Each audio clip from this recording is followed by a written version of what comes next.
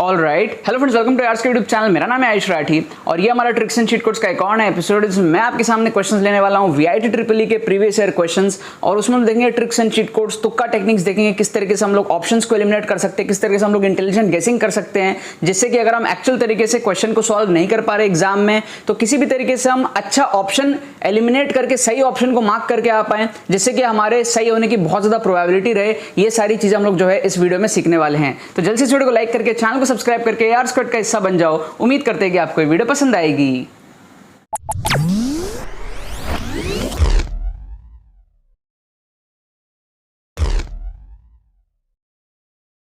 Students, अगर आपका VIT triple E में स्कोर 40-50 इस रेंज में अटकता है, वहां से आपको कम टाइम में अगर 70-80 इस रेंज में लेकर के जाना है, जिससे कि आप मेक श्योर कर पाओ कि आपका जो एडमिशन है वो फर्स्ट सेकंड कैटेगरी के अंदर में हो, अच्छे ब्रांचेस के अंदर में हो। और आपको अगर समझ में नहीं आ रहा है कि ये चीज आप कम टाइम में किस तरीके से कर सकते हो, तो आपको टेंशन लेने की यहाँ पर कोई जरूरत नहीं है। हमारा जो एक्सक्लूसिव कोर्स है उससे आप सीखोगे किस तरीके से आप कम टाइम में वीआईटी जैसे एग्जामिनेशन में 20-25 नंबर आराम से बढ़ा सकते हो। ड्रास्टिकली आपका जो स्कोर है वो इंप्रूव हो सकता है। ठीक है, 4 से 5 घंटे का कोर्स है। इसके एडमिशन एनरोलमेंट प्रोसेस बहुत ही सिंपल है। डिस्क्रिप्शन में आपको पेमेंट पेज का लिंक मिलेगा, वहां पर आप जाओ, अपने डिटेल्स को फिल करो, पेमेंट प्रोसेस को कंप्लीट करो। 1 घंटे के अंदर अंदर जो आपको कोर्स डिजिटली सेंड कर दिया जाएगा, आपको एडमिशन ईमेल भी आ जाएगा एंड 4 से 5 घंटे में मैक्सिमम आप इस कोर्स को अच्छे से कंप्लीट कर लोगे एंड उन सारी चीजों को आप अप्लाई करके जाओगे एग्जाम में, तो आपको बहुत ज्यादा उससे बेनिफिट मिलेगा। एक लास्ट मोमेंट बहुत ज्यादा आपको कॉन्फिडेंस भी मिलेगा उस कोर्स के थ्रू। कोर्स के अंदर में लेटेस्ट सारे पेपर्स जो है 2018, 2019, 2021 इन सारे पेपर्स पे आपको on spot tricks and cheat codes पूरे पेपर में मिलता है। तो इससे आपको बहुत ज्यादा एक समझ में आता है किस तरीके से आपको एग्जाम में tricks and cheat codes apply करना है एंड लेटेस्ट पेपर्स में किस तरीके से क्या ट्रेंड है वीआईटी के अंदर में, क्या चीजें फॉलो होती है, जिससे कि आप बहुत अच्छे तरीके से इंटेलिजेंट गेसिंग कर पाओ। एंड जिन भी क्वेश्चंस आपसे सॉल्व नहीं हो रहे बिकॉज नेगेटिव मार्किंग भी नहीं होता है, तो उससे आप मैक्सिमम बेनिफिट उठा पाओ अपने ट्रिक्स एंड चीट कोड्स या फिर जो हमारा जुगाड़ टेक्निक्स है उन सारी चीजों को यूज करके। ठीक है ना। तो जितने भी सीरियस एस्पिरेंट्स है वीआईटी ट्रिपल ई का एग्जाम देने वाले हैं, जरूर से मेक श्योर करो कि आप लोग इस कोर्स में एनरोल करो एंड इससे जो मैक्सिमम बेनिफिट आप उठा सकते हो वो उठा करके आप एग्जाम में जो है अपना अच्छा स्कोर लेकर के आओ। तो देखो यहाँ पर मैंने आपके सामने क्वेश्चंस लिया है वीआईटी ट्रिपल ई 2016 के पेपर में से। फिजिक्स का सेक्शन हम लोग देख चुके थे, केमिस्ट्री का सेक्शन हम लोग यहाँ पर अभी स्टार्ट कर रहे हैं। ये वाला एपिसोड केमिस्ट्री का होगा, इसके अगला एपिसोड भी जो होगा वो भी केमिस्ट्री का होगा। 5-5 क्वेश्चन हम लोग दोनों एपिसोड में लेंगे। इस एपिसोड में 5 क्वेश्चन, इसके अगले एपिसोड में 5 क्वेश्चन। फिजिक्स के हम लोग 4-4 क्वेश्चन लिए थे, 4 एपिसोड 16 क्वेश्चन हम लोग देख चुके थे। यहाँ पर इस वीडियो के बाद में हमारे जो है 21 क्वेश्चन हो जाएंगे कंप्लीट। कोशिश करूंगा मैं 30-34 इस तरीके के आपको मैं क्वेश्चन दिखा पाऊँ। 34 क्वेश्चंस की प्लानिंग है यहाँ पर आपको मैं दिखाऊं इंटेलिजेंट गेसिंग। अगर हो पाएगा तो उससे ज़्यादा दिखाएंगे, नहीं तो 30 से तो ऊपर ही मैं आपको दिखाऊंगा।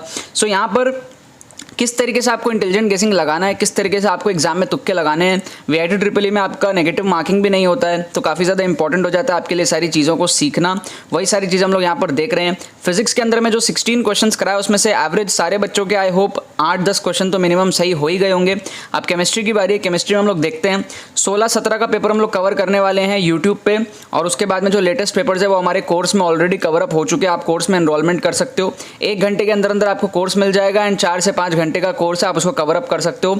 2022 वाले बच्चों के लिए एक एक्सक्लूसिव कोर्स है जिसके बारे में आपको पहले भी बताया वीडियो के स्टार्टिंग में, और अभी दोबारा बता रहा हूँ। डिस्क्रिप्शन में आपको लिंक मिल जाएगा, वहाँ पे जाओ, आप सारे डिटेल्स को चेकआउट करो, पेमेंट कंप्लीट करो, अपने सारे जो डिटेल्स आपसे पूछे जाएंगे वो डिटेल्स फिल करने के बाद में पेमेंट कंप्लीट करो एंड ऑटोमेटिकली आपको ईमेल आ जाएगा 1 घंटे के अंदर अंदर एंड कोर्स भी आपको जो है डिजिटली सेंड कर दिया जाएगा कुछ ही टाइम के अंदर अंदर एंड आप उससे काफ़ी ज़्यादा अपना कॉन्फिडेंस बूस्ट करके एग्जाम में जा सकते हो। 20-25 नंबर आप कम टाइम में उससे ड्रास्टिकली इंप्रूव कर सकते हो। सो यहाँ पर हम लोग बात करते हैं हमने एक्सट्रीम ऑप्शन के एलिमिनेशन टेक्निक के बारे में बात करा था।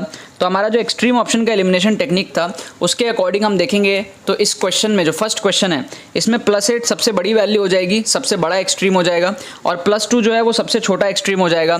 बीच में हमारे पास में बी और सी है जिसमें हमको जो है तुक्का लगाना है। बी और सी के अंदर में हमको तुक्का लगाना है। क्या आपको बात समझ में आ रही है? एक्सट्रीम मतलब क्या, सबसे बड़ा वैल्यू को हटाओ, सबसे छोटा वैल्यू को हटाओ, बाकी में से आप जो है गेस कर सकते हो, बीच में से आप गेस कर सकते हो, क्योंकि 10 में से 7-8 बार ऐसा होता है कि हमारा एक्सट्रीम आंसर जो है वो करेक्ट नहीं होता है। करेक्ट आंसर हमारा बीच में ही कहीं होता है। तो एक्सट्रीम वाले फंडे को आप इस तरीके से अप्लाई कर सकते हो। जो भी टीचर क्वेश्चन बनाता है वो अक्सर अपने जो करेक्ट आंसर है उसको एक्सट्रीम में नहीं रखता है, कहीं ना कहीं बीच में अपने करेक्ट आंसर को छुपा के रखता है। ह्यूमन टेंडेंसी है, राइट। कई बार इसके बारे में मैंने डिस्कस किया है पहले के एपिसोड्स में भी। अभी हम लोग यहाँ पर अगर देखते हैं, बात करते हैं तो आप ऑप्शन एलिमिनेशन की साइकोलॉजी समझना, जो चीज़ आपको बार बार दिख रहा है, टीचर आपको जिस ऑप्शंस में कंफ्यूज करने का ट्राई कर रहा है, समझ जाओ कि आपका करेक्ट आंसर भी उन्हीं में से है। जैसे आप देखोगे यहाँ पर तो आपको 5 बार बार दिख रहा है ना, 5 आपको बार बार दिख रहा है, 6 एक ही बार दिखा, तो 6 के आंसर होने की चांसेस बहुत कम है, तो आप उसको जो है एलिमिनेट कर सकते हो। क्या आपको तरीका समझ में आ रहा है मैं क्या कह रहा हूँ? ठीक है, जो चीज़ आपको जो है बार बार दिखता है उसी में से आंसर होता है, क्योंकि वही बार बार दिखने वाले ही ऑप्शंस होते हैं जो टीचर के दिमाग में घूम रहे होते हैं और उसने उसी तरीके से ऑप्शंस को क्रिएट किया होता है ताकि आप कंफ्यूज हो जाओ। ठीक है, फिर आपको अगर याद होगा तो ये हमारे पास में क्या है, ली, ना, के, रब, से, ये हमारे पास में क्या होता है, एस ऑर्बिटल एस के अंदर में होता है, एस ब्लॉक के अंदर में होता है ना। ठीक है, फिर बेटा मांगे कार स्कूटर बाप रोए, बी एम जी वो सब, तो ये हमारा क्या है, एस ऑर्बिटल। एस ऑर्बिटल मतलब हमारा 0 हो गया, अजीमुथल क्वांटम नंबर। एल की वैल्यू कितनी हो गई, एस ऑर्बिटल के लिए 0 हो गई, है ना। तो कुछ भी नहीं करना आपको, ये दोनों एलिमिनेट हो जाएंगे आपके, ये दोनों आपके एलिमिनेट हो जाएंगे, ये वाला आपका जो है सही हो जाएगा, ए आपका इसके अंदर में जो है करेक्ट आंसर आ जाएगा। क्या आपको बात समझ में आ रही है? एक ना मैं चार्ट भी बना देता हूँ यहाँ पे मैं चार्ट बना देता हूँ इस तरीके से चार्ट बना देता हूँ और नंबरिंग कर देते हैं हम लोग 1 2 3 4 5। तो क्वेश्चन नंबर 1 में हमने क्या करा है, बी और सी में से तुक्का लगाना है हमको। तो यहाँ पर क्या करेंगे, 1 में बी और सी, आप जाके कमेंट कर सकते हो, आप जाके कमेंट करो कि आप बी और सी में से क्या अटेम्प्ट करोगे। ठीक है, फिर हमारे पास में सेकंड का तो डायरेक्ट ही हमारे पास में ए आ गया है। ठीक है, डायरेक्ट ही हमारे पास में क्या है, ए आ गया है डायरेक्ट ही। ठीक फिर हमारे पास में क्या है, मतलब यहाँ पर क्या है ना, एक तो हमारा 6 एलिमिनेट हुआ, उससे फ़ायदा हुआ, फिर इन 3 में यही आएगा। क्यों? क्योंकि इसमें 1 है, एल की वैल्यू 1 दी हुई, हमको तो 0 चाहिए। ठीक है, अगर हम 6 वाले को एलिमिनेट नहीं करते ना तो हमको ए और सी में से फिर कन्फ्यूजन होता। उसको एलिमिनेट करने से फ़ायदा ये हुआ कि एग्जैक्ट आंसर हमारा ए आ गया। समझ रहे हो? ओके, फिर हमारे पास में क्या है, आप थोड़ा इसके पैटर्न को ऑब्जर्व करना, क्वेश्चन के जो ऑप्शन है ना उसको ऑब्जर्व करना। एक ऑप्शन आपको A3 भी दिया है, एक AB3 दिया है, एक A2 भी दिया है, एक A भी दिया है।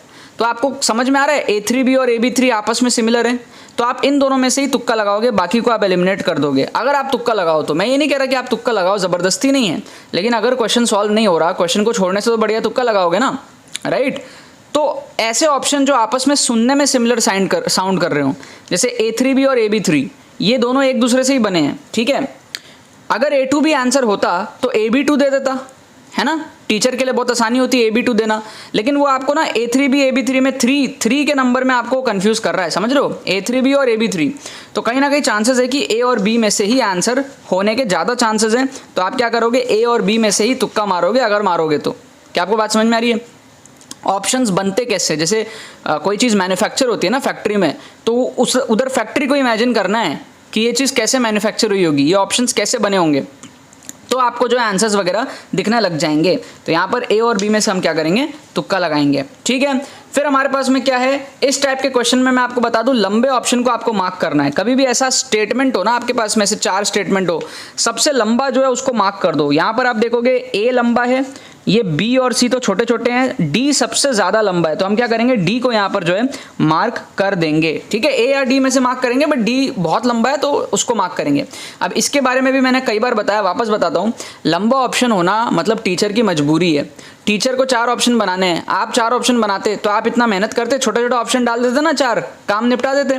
लेकिन लंबा ऑप्शन डाला है मतलब कहीं ना कहीं शायद ये स्टेटमेंट किसी ना किसी इंपॉर्टेंट जगह से उठाई होगी, या कुछ ना कुछ तो भी बात होगी स्टेटमेंट में जो इसको रखना पड़ा है। ठीक है, अब चाहे फर्क नहीं पड़ता वो इनकरेक्ट का क्वेश्चन है या करेक्ट का क्वेश्चन है, लंबा स्टेटमेंट मतलब टीचर की मजबूरी। टीचर चाहता तो ऐसे छोटे छोटे 2 लाइन दिया है, ए और डी में भी छोटे छोटे लाइन घुसा सकता था, कोई बड़ी बात नहीं थी, बट नहीं घुसा पाया ना। तो क्यों नहीं घुसा पाया, क्योंकि शायद लंबा ऑप्शन ही आंसर होगा। ये लॉजिक है जिसकी वजह से लंबे ऑप्शंस करेक्ट होता है। आप लंबे ऑप्शंस को तुक्का लगाया करो, आपके 10 में से 8 बार करेक्ट होंगे। ठीक है, तो इसमें आपको ए और डी में से तुक्का लगाना है। मैंने यहाँ पर डी लगा दिया क्योंकि डी सबसे लंबा है। फिर यहाँ पर एक्सट्रीम का फंडा वापस काम आएगा, है ना, जो हमने यहाँ पर करा था एक्सट्रीम का फंडा, वो यहाँ पर भी एक्सट्रीम का फंडा काम आएगा। 8.314 सबसे बड़ा है, काट दो, है ना, सबसे बड़ा एक्सट्रीम है। फिर 3.95 सबसे छोटा एक्सट्रीम है, उसको भी काट दो, है ना। फिर 7.12 और 4.6 ए और सी में से आप क्या कर सकते हो, तुक्का लगा सकते हो। सबसे बड़ा वैल्यू क्या है 8.314, सबसे छोटा क्या है 3.95, बाकी दोनों में से तुक्का लगा दिया। ठीक है, तो ये हमारे एलिमिनेशन के टेक्निक से, ये हमारे ऑप्शन एलिमिनेशन है, ये हमारे ट्रिक्स है, ये हमारे जुगाड़ है, ये हमारे इंटेलिजेंट गेसिंग के तरीके हैं जिससे आप पेपर को अटेम्प्ट करते हो। ठीक है, बहुत सारे अच्छे पॉजिटिव स्कोर आप इससे बूस्टअप करते हो। ठीक है, सो अभी आपको मैं इसके करेक्ट आंसर्स बताया था, इसके करेक्ट आंसर्स क्या है हमारे पास में। तो इसके जो करेक्ट आंसर्स हमारे पास में वो है CAB, CAB DC, ये करेक्ट आंसर्स है। CAB DC, these are the correct answers. मैं यहाँ पर भी गोला कर देता हूँ, CAB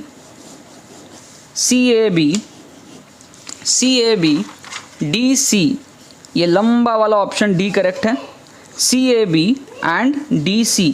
तो ये हमारे करेक्ट आंसर्स हो गए, इसके ये पांचों करेक्ट आंसर्स हो गए। आप बताओ कमेंट सेक्शन में कितने आपके सही हुए। 2 तो मैंने आपके सही कराई दी एग्जैक्ट, बाकी 3 में से कोई एक तो मिनिमम सबका सही हो ही जाएगा, मतलब 3 आउट ऑफ 5 तो मिनिमम मान लेता हूँ, और बहुत सारे बच्चों का 4 आउट ऑफ 5 भी यहाँ पर जो है सही हो जाएगा। बहुत अच्छी किस्मत आपकी हुई तो 5 आउट ऑफ 5 भी आपका सही हो सकता है यहाँ पे, ठीक है। कॉमेंट सेक्शन में जरूर बताना कि आपके इसमें से कितने क्वेश्चन जो है वो सही हुए हैं, ठीक है ना। बाकी तो बस यही बात है। तो यार आई होप आपको ट्रिक्स एंड चीट कोड्स की वीडियो पसंद आई होगी। अगर आपको ये वीडियो पसंद है इस वीडियो को लाइक करना मत भूलना और शेयर करना मत भूलना बाकी सारे फ्रेंड्स के साथ में, ताकि वो भी इस प्लेटफॉर्म का मजा उठा सके। बाकी तो बस बहुत बहुत धन्यवाद मेरे साथ जुड़ने के लिए, बने रहिए यार।